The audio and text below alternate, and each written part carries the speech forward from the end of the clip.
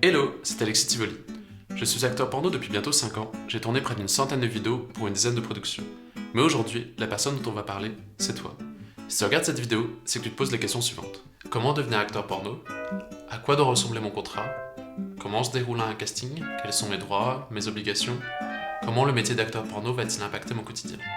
D'ailleurs, je dis acteur, car je ne connais pas d'actrices personnellement, elles pourront commenter, mais je pense que nos deux quotidiens se ressemblent sur de nombreux points. Petite parenthèse.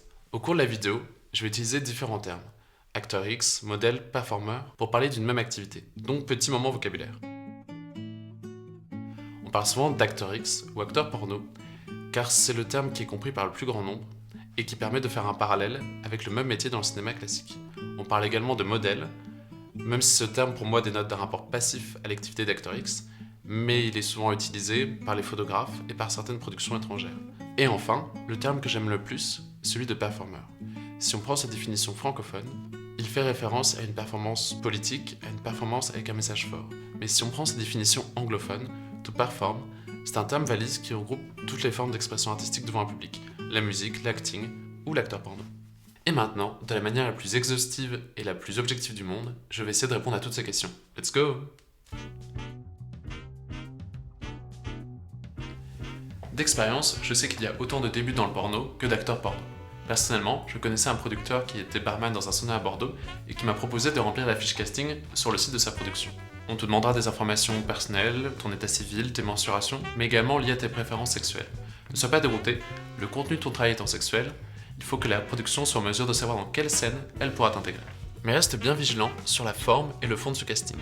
Si le producteur te demande des choses qui te mettent mal à l'aise, ou qui te paraissent inhabituelles, n'hésite pas à poser la question à un autre acteur porno qui te dira si la pratique est normale ou s'il y a abus. Par exemple, s'il te demande des informations bancaires ou s'il insiste pour que vous vous rencontriez chez lui, fais attention. Hormis la fiche casting, si tu as également des réseaux sociaux tels que Twitter, qui attire beaucoup de followers et sur lesquels tu publies du contenu explicite, n'hésite pas à démarcher les productions de cette façon. Hey Minute Play, j'ai bien envie de tourner pour vous, et en plus on me dit que je suis pas mal en costume 3 pièces. À nouveau, il y a autant de conditions de travail que de production et de réalisateurs. Certaines productions vont tourner avec 3 caméras, 10 acteurs dans de grands studios, et d'autres dans un squat avec un seul autre acteur. Mais certaines choses ne changent pas. Discute en amont de la scène avec le producteur et l'autre acteur afin de savoir si tu es à l'aise avec les pratiques et ce que tu t'apprêtes à montrer de toi. Tu dois performer avec l'autre modèle, mais personne ne t'oblige à faire des choses avec lui en dehors du tournage. C'est même déconseillé si tu souhaites conserver toute ton énergie. Tes rapports avec les autres acteurs vont être les mêmes que ceux que tu peux avoir dans un travail classique. Tu vas détester certains et faire de très belles scènes avec eux, ou bien l'opposé. Ce genre de choses ne se calcule pas. Certaines productions vont te proposer de choisir l'autre partenaire, d'autres non. À toi de voir si tu te sens à l'aise de tourner avec quelqu'un qui n'est pas forcément ton genre. Et c'est bien là que rentre en jeu toute la notion de travail. À ce niveau, les rémunérations sont très variables selon les différents types de productions. Porno gay, hétéro, mainstream, indépendant, débutant, confirmé. Mais considère qu'en dessous de 120 € la scène, le jeu n'en vaut peut-être pas la chandelle. Sauf dans le cas d'une production, je suis toujours payé à la scène et non à la journée, ce qui est plus avantageux car on peut souvent tourner plusieurs scènes sur une même journée. Et sache qu'il est courant pour les acteurs porno, comme pour les acteurs de cinéma classique, de négocier leur rémunération s'ils s'en sentent légitimes, surtout si ce sont des acteurs qui font vendre ou qui sont exclusifs. Donc arme-toi de patience et de motivation. Petit point, droit du travail. Il n'existe pas de statut officiel pour les acteurs porno. Légitimement, ils devraient pouvoir bénéficier du statut d'intermittent du spectacle. Malheureusement, ce statut exige de déclarer un certain nombre d'heures de travail qui sont difficilement atteignables dans le métier d'acteur porno. Il reste donc 3 possibilités, le contrat de travail classique, la micro-entreprise ou le travail noir. Concernant le contrat, les intitulés peuvent être variés. Contrat de cession de droits à l'image et de tournage à caractère pornographique, contrat d'engagement d'artiste-interprète film de court-métrage, contrat de cession de droits audiovisuels.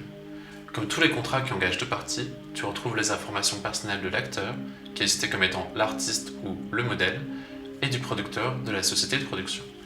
Ensuite sont souvent précisés les supports sur lesquels sera distribuée la scène, une déclaration de majorité, la rémunération du modèle, la durée et le lieu de tournage. En termes de santé et de prévention, la plupart des contrats vont préciser qu'au jour du tournage, tu n'avais pas contracté d'IST ou d'MST, d'autres productions vont te demander des tests récents, et d'autres productions vont tourner sans préservatif. À toi de bien te renseigner. Quand tu fais une scène, les gens vont te voir, les gens vont te reconnaître. Tu as beau te dire que c'est pour une petite production, que le tournage se fait à l'étranger, que tu ne communiqueras pas dessus, il y a une notion de visibilité indéniable, contrairement au travail du sexe chez soi, tel que l'escorte. Donc je suis tenté de dire, quitte à le faire, fais-le pleinement, assume-le, car un choix assumé est bien souvent un choix respecté. Parlons enfin de la vie privée du performeur.